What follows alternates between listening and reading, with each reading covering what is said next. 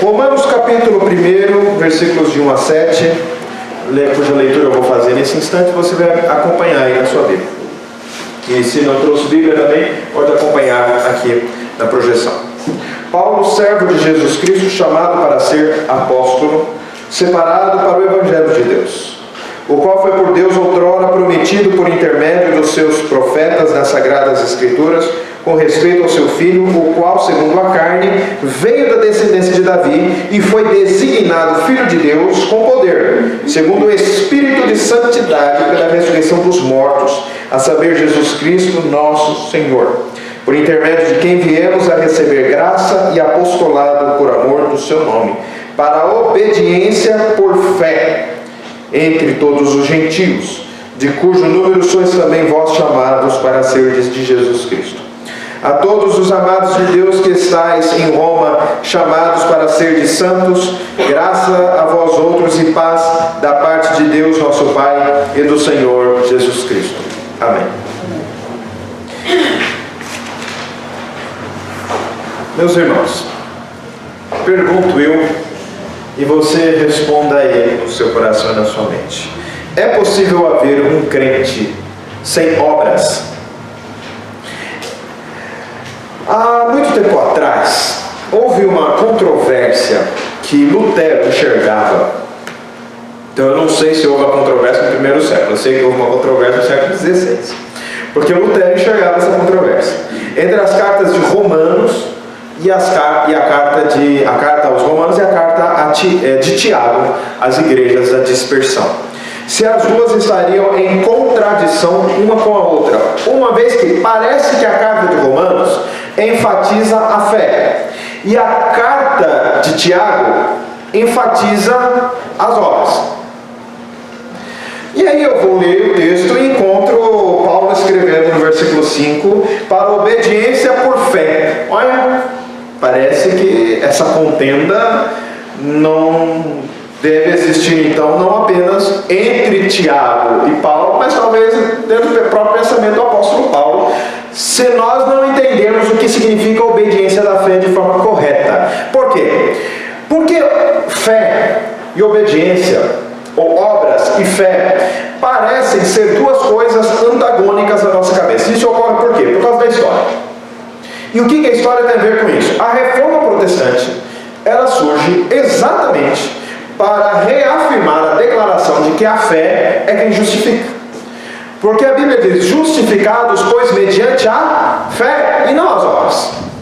E Paulo, nas passagens de Romanos, e também em Efésios, e também em Gálatas, e sobretudo em Gálatas, ele vai dizer exatamente o quê? Que as obras estariam numa posição inferior em relação à fé.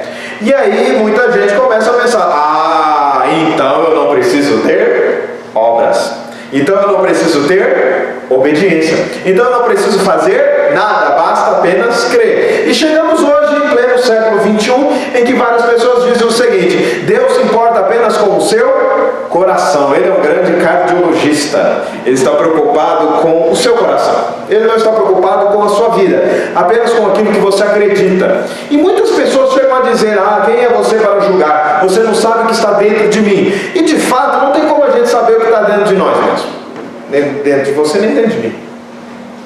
Suas angústias, seus pensamentos, suas crenças mais profundas, não tem como a gente saber, a não ser por meio das obras. Aí tem como a gente saber. Aí tem como a gente saber. Aí a gente descobre um ídolo por meio das ações, por meio das obras.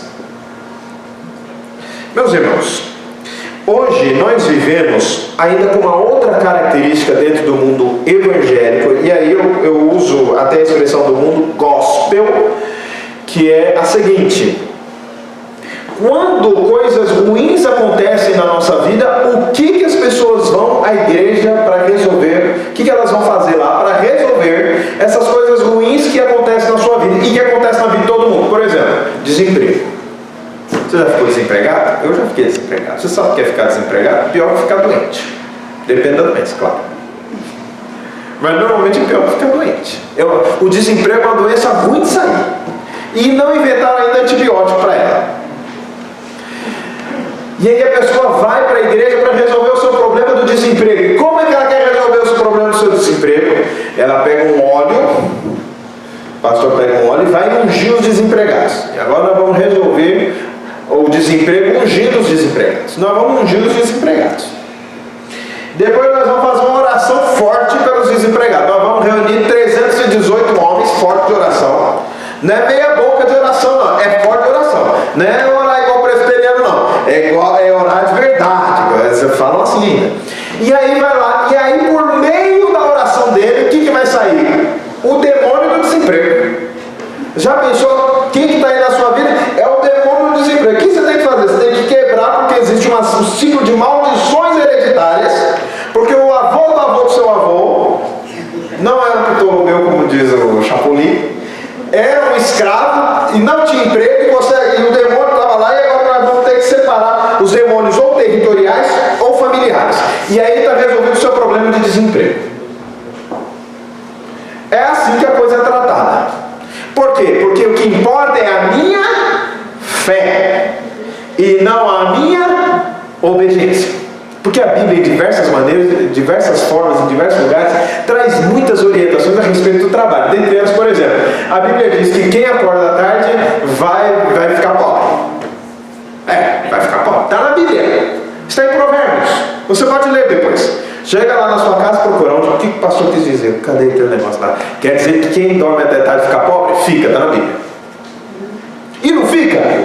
Normalmente. Pastor, eu trabalho de noite. Não, é tudo bem, né? Mas fica por quê? Porque a pessoa tem que se preparar, a pessoa tem que se estudar, a pessoa tem que obedecer, não pode comer o pão da preguiça, tem que trabalhar, tem que aperfeiçoar, tem que estudar. E aí a pessoa diz, não, pastor presbiteriano é tudo igual, ele acha que depende de mim. Irmãos, aí é que está a grande questão. Aí é que está a grande questão. Fé e obediência são antagônicas? Por que nós enxergamos dessa forma? Não é?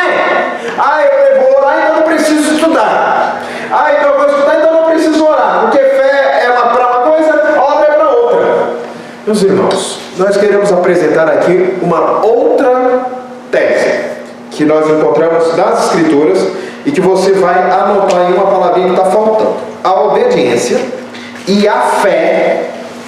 A obediência e a fé são percebidas sozinhas, mas são inseparáveis.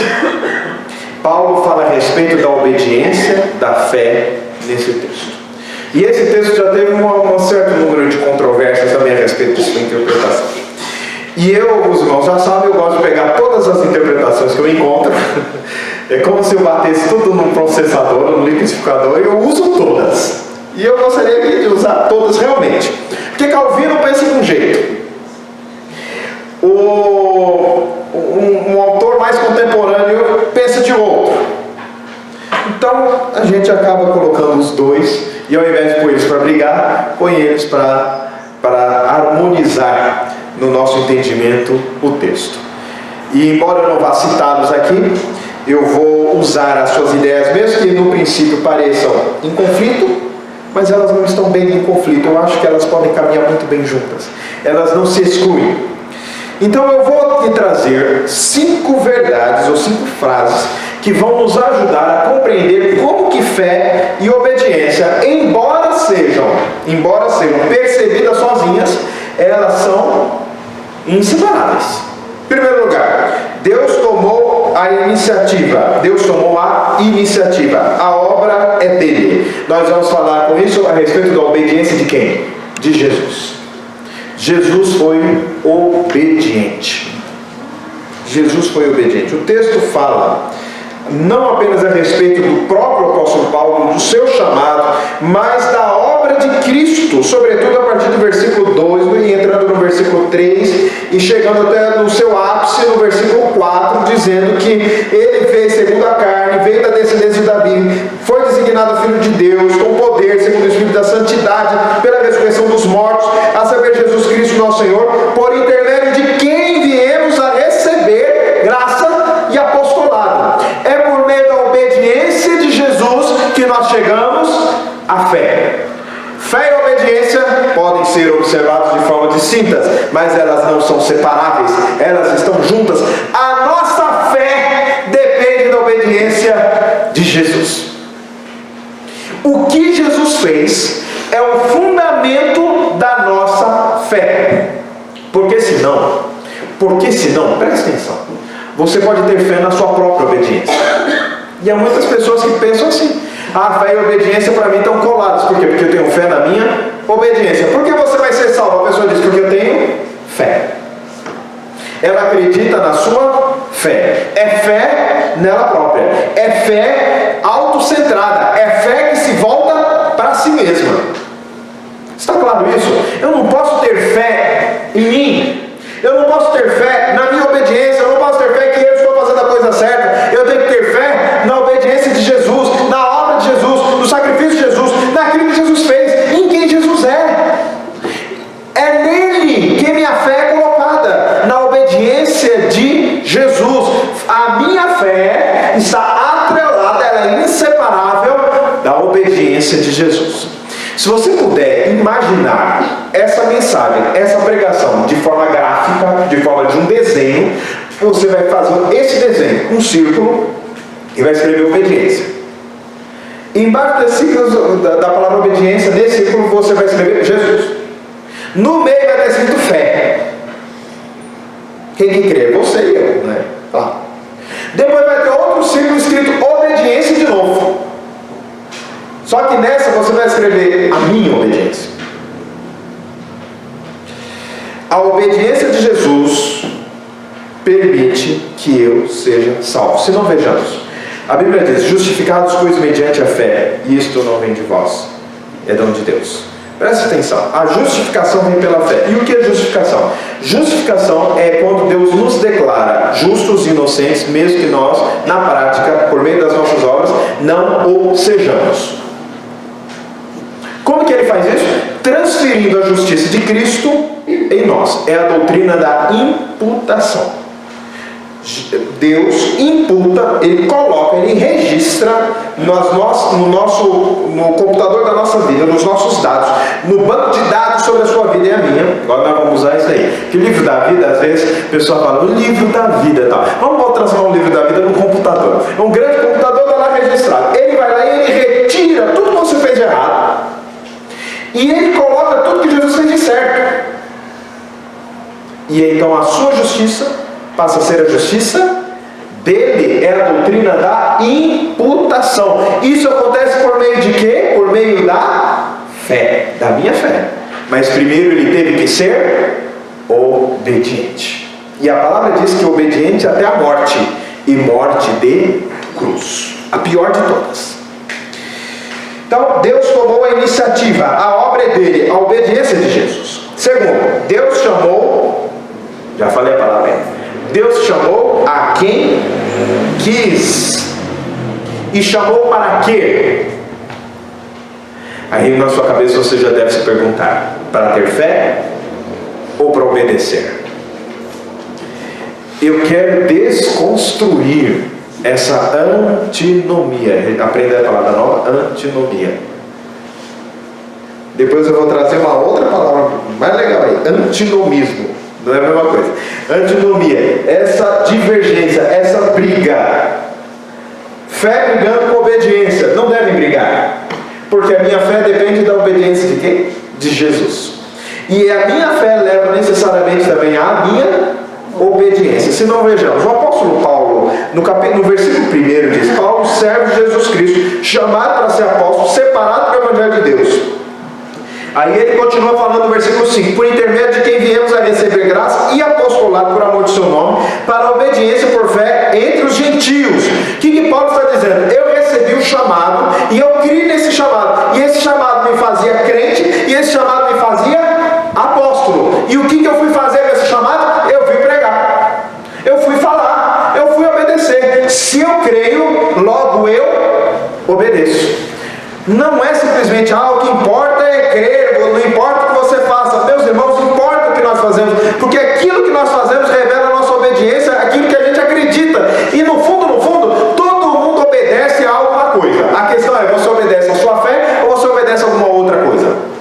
Às vezes nós obedecemos a fé do outro. Eu acho que não vai dar certo, mas eu vou confiar no outro, porque o outro sabe o que diz, então eu vou fazer aquilo confiando no outro. Cito, por exemplo, um exemplo. Você entende de remédio? Eu não entendo. Eu não entendo. Se o médico falou, toma isso, e alguém já disse que a diferença entre veneno e remédio é simplesmente a dosagem, então eu vou tomar aquele negócio, mesmo que seja tomando veneno. Por quê? Porque eu acredito no médico. Eu não acredito no remédio propriamente, a não ser que eu conheça o remédio. Depois que eu conheci o remédio, eu passo a acreditar no remédio. Estou com dor de estômago, tomo omeprazol. Vou lá, me auto-medico, com toda a desobediência, não é isso que a gente faz? Pois é, depois do negócio der errado, depois a gente reclama e vai orar. Ó, Deus, abençoe a dor de estômago, né? Então, o que a gente tem que fazer? Procurar o médico, claro. Então vamos corrigir até a ilustração. Ao invés de ir ao medicar, vou ao médico. Só que depois eu achei que aquele remédio é bom para toda vez que eu sentir dor, então eu vou lá e tomo. Outro dia eu tomei um remédio que a veterinária receitou para minha cachorra. Mas ela receitou um remédio de gente, eu falei, não, esse remédio deve ser bom, porque a cachorra ficou boa. Então veja bem, a gente acredita que aquilo vai fazer bem.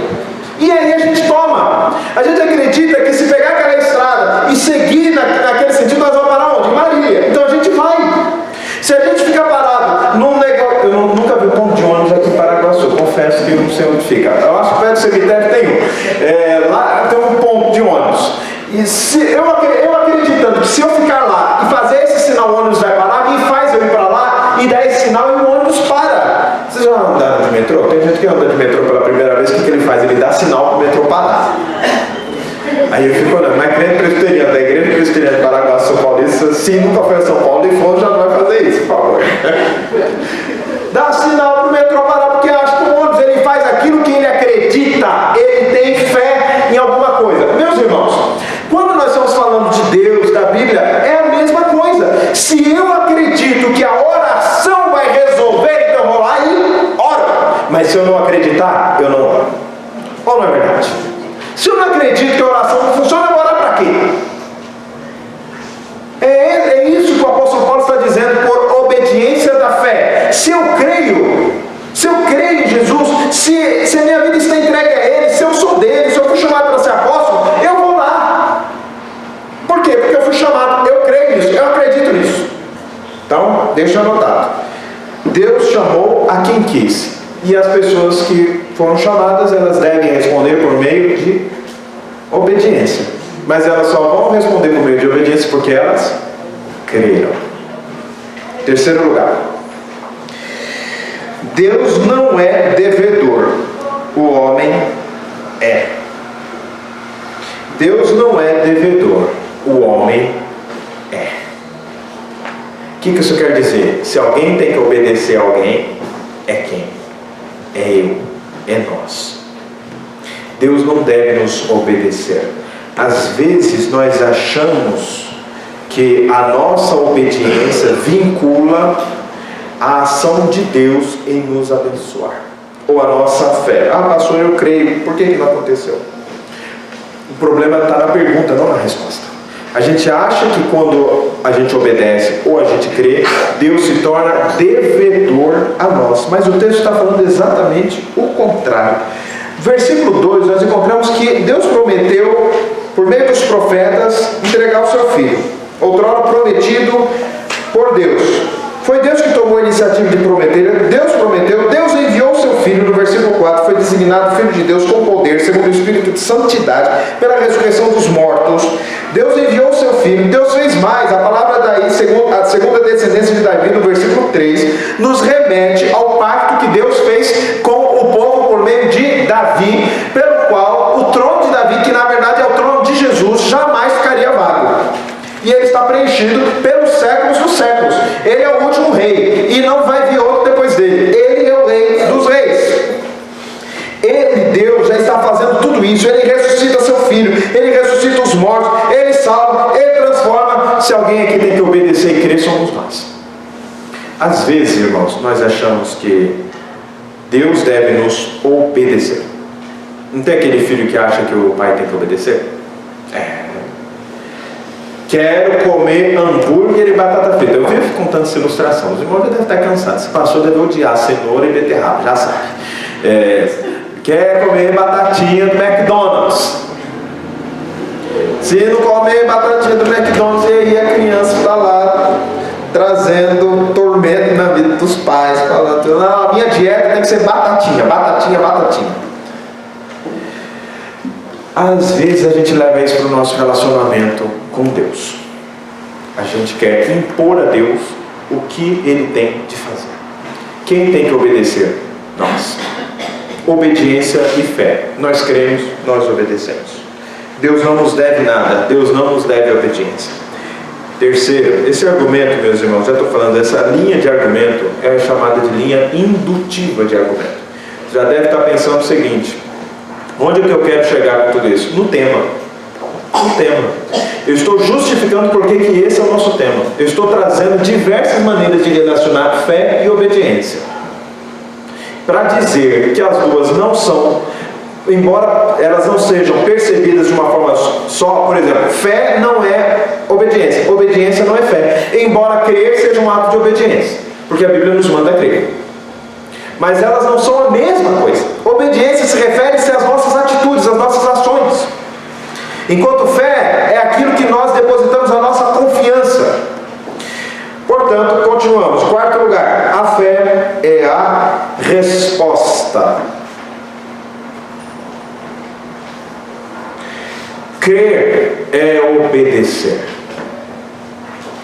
O apóstolo Paulo creu. Os crentes creram. Versículo 6. De cujo número sois também vós chamados para seres de Jesus Cristo. Aí no versículo 7, e a todos os amados de Deus que estáis em Roma, chamados para seres santos. Há aqui um duplo chamado para Paulo e um duplo chamado para os crentes de Roma. Qual que é o duplo chamado para Paulo? Paulo precisa crer e Paulo precisa ser apóstolo. Qual que é o duplo chamado para os crentes de Roma? Na verdade é um triplo, porque tem que crer também primeiro. Ser de Jesus e ser santo. Ser de Jesus e ser santo. Ser de Jesus é ser santo, é ser separado. Santidade, meus irmãos, há pelo menos 3 aspectos dela, e todos os 3 estão relacionados ao pecado, embora conceitualmente ela não seja necessariamente relacionada ao pecado, mas a nossa cabeça nós relacionamos até para a gente entender um pouco melhor. Porque o processo de santificação é o processo de eliminação do pecado na nossa vida. Quando nós somos, e nós já fomos santificados por Deus, nós somos livres da escravidão do pecado. Pastor, da culpa do pecado. Não, culpa é justificação. Santificação é ser liberto da escravidão do pecado. Nós morremos com o pecado, e o pecado morreu para nós. Segundo lugar, como nós estamos sendo santificados, nós estamos sendo santificados da influência do pecado. O pecado está perdendo a sua influência na nossa vida, se nós estamos andando em ascensão. Se nós estamos andando em linha reta, tudo igual. Se nós estamos andando de linha para baixo, está ficando cada vez pior. Mas como o nosso chamado é para caminhar em linha ascendente, nós estamos sendo cada vez mais libertos da influência do pecado. Pastor, quer dizer que nós não vamos pecar mais? Não. Infelizmente, nós vamos pecar. A tentação vai vir, se a gente não vigiar, o que a gente faz? A gente cai, a gente peca. Mas nós estamos sendo libertos da influência do pecado. E em terceiro e último lugar, a santificação é a eliminação da presença do pecado. Então, santificação em 3 fases. Somos libertos da escravidão do pecado, estamos sendo libertos da influência do pecado, e nós seremos libertos quando Jesus voltar, quando nós morremos, da presença do pecado. Da presença do pecado. Veja que crer, ser santificado, pregar a palavra, está tudo relacionado, irmãos. Está tudo relacionado. Nós não podemos separar aquilo que Deus uniu. Nós não podemos separar aquilo que Deus uniu. Quinto e último lugar. A fé nunca está sozinha. A fé nunca está sozinha. Paulo obedeceu, foi chamado para ser gentil e ele foi fazer o quê? Para ser gentil não, para pregar os gentios, ele foi fazer o quê? Foi pregar para os gentios. A igreja de Roma foi chamada para crer e para testemunhar. O que ela fez? Ela creu e ela testemunhou, de modo que ela foi perseguida. Conta a tradição que Nero perseguiu a igreja e tocando fogo nos crentes, literalmente, incendiando os crentes, transformando-os em verdadeiras tochas humanas. ele depois colocou a culpa nos crentes por terem tocado fogo em Roma, destruindo não sei qual a porcentagem da cidade de Roma, mas sei que é bastante. A questão é a seguinte: eles creram. O texto está falando que eles creram. Eles foram chamados para ser Jesus, eles foram chamados para ser santos. Eles creram nisso tudo. O que eles fizeram? Eles deram a sua vida para o Evangelho e até morreram por causa disso. Por quê, meus irmãos? Porque eles creram. Porque fé e obediência estão unidas, são inseparáveis. É como você pensar numa plantinha. Pensa numa plantinha. Uma plantinha qualquer. Aí você tem lá, imaginamos que essa planta tem umas flores bonitas e depois dá um fruto interessante. Você vê a raiz? Normalmente você não vê a raiz, é possível que você veja, dependendo da planta. Mas normalmente a raiz fica escondidinha. E você vê a planta, a flor, você vê o fruto, você vê as folhas, mas você não vê a raiz. Mal comparando, é como se a nossa fé fossem as nossas raízes. E as nossas ações, a nossa obediência ou a nossa desobediência sejam o fruto que a gente está dando. As flores, as folhas, são os frutos. Permitam-me, meus irmãos, aplicar, e eu gostaria de aplicar, trazendo também a resposta para essas perguntas que vocês vão responder de hoje para amanhã. Primeira aplicação que eu gostaria de fazer é o seguinte: se eu fosse refazer esse sermão, eu ia mudar o tempo.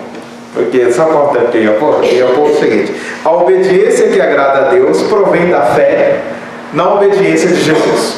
Eu acho que eu gostei até mais desse do que do tempo que eu fiz. Mas eu já tinha feito o sermão e eu não ia mudar.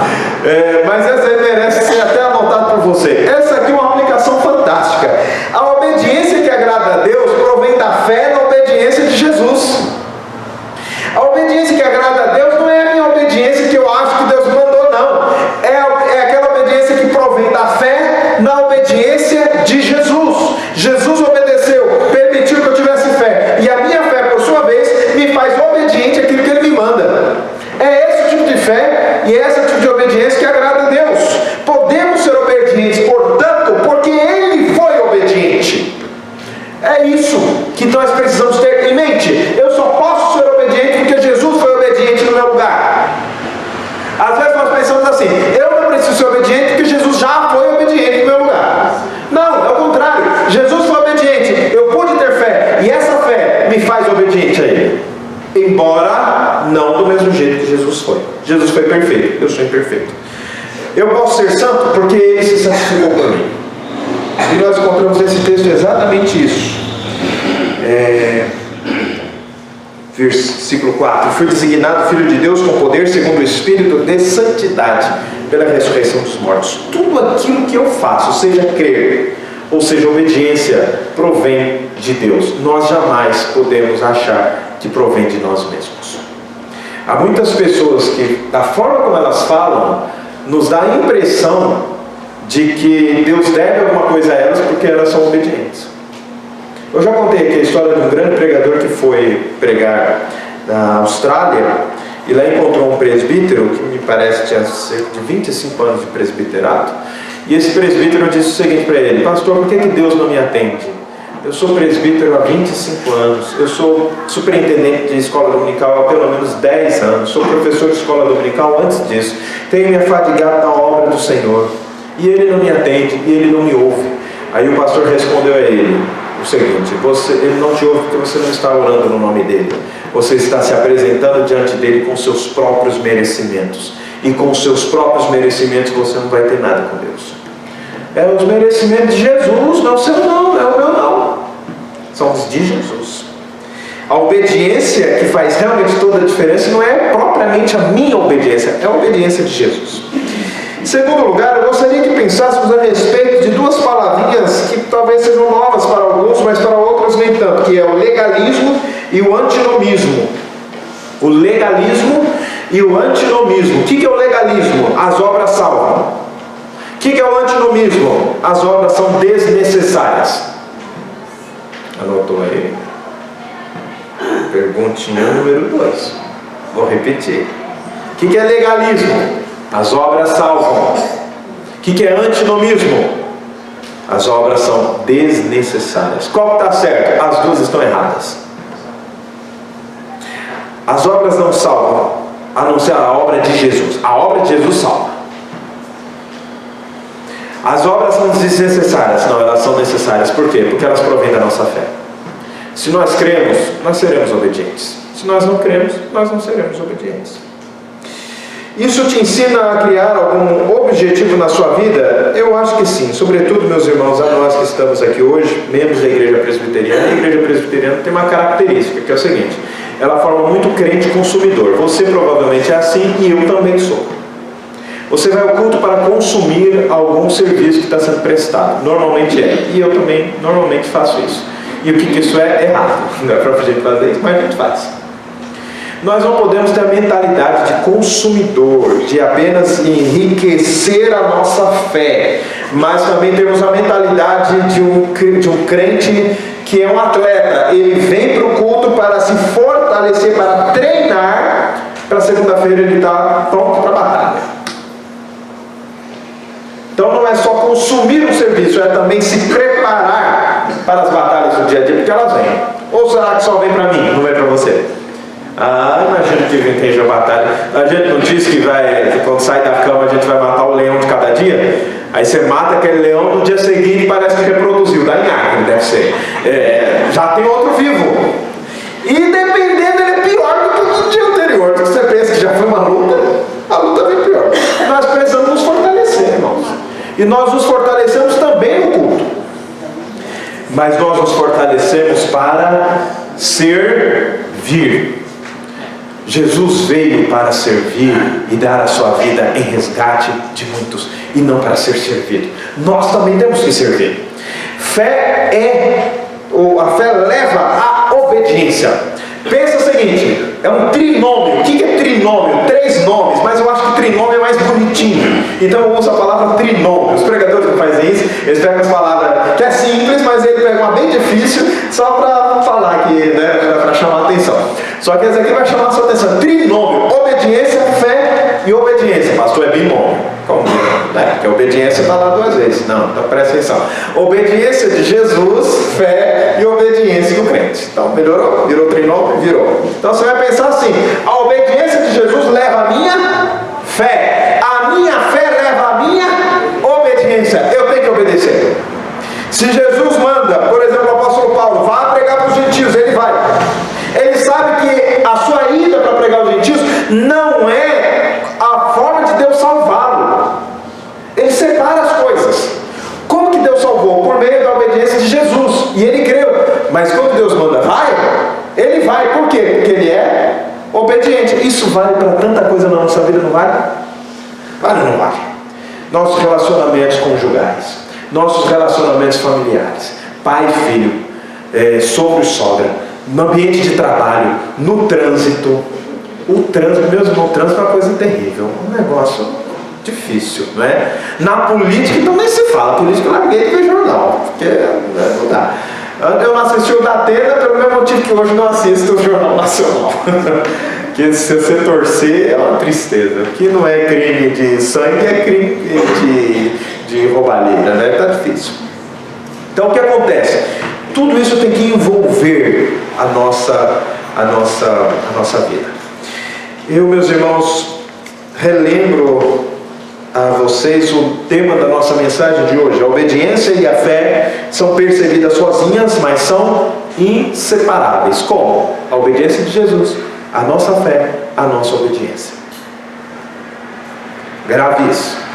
Nós demonstramos por meio de 5 frases como é que isso acontece neste texto. Em seguida nós aplicamos esta mensagem e fazemos algumas sugestões para que você imagine como que você vai aplicar essa palavra na sua casa, na sua família, na sua vida espiritual, na sua vida profissional, e que você leve amanhã essas respostas, que são a pergunta 4, para a reunião dos nossos grupos de discipulado. Imagine só o impacto que podemos fazer quando deixarmos de apenas crer e começar a obedecer em áreas que nós mesmos reinamos em nossa vida. Nós achamos que somos bons, então nós reinamos naquilo. Imagine como seria diferente o Brasil se a igreja dele, de Jesus, começasse a fazer muito mais do que apenas falar. Imagine como seria o Brasil se a igreja de Jesus amasse muito mais do que fala sobre o amor, perdoasse muito mais do que fala sobre o perdão, fosse muito mais honesta do que sobre honestidade, dentre tantas outras coisas. Imagine como seria o seu casamento se você acreditasse e aplicasse o que você aprende aqui, e não apenas dissesse que é um alvo inatingível, esperando o seu cônjuge, ser seu esposo, tomar iniciativa, como você sabe, porque você ouviu na palavra que a iniciativa tem que partir de você. Imagine como seria a sua casa se você pusesse isto em prática. Não ia ser diferente? Vale ou não vale a pena se esforçar por isso? Vale ou não a pena lutar por isso? É claro que vale. Vamos, portanto, meus irmãos, nos esforçar para ter uma fé na obediência de Jesus, mas que se manifesta por meio da nossa própria obediência. Obediência e fé são percebidas sozinhas, mas na verdade elas são inseparáveis. Amém.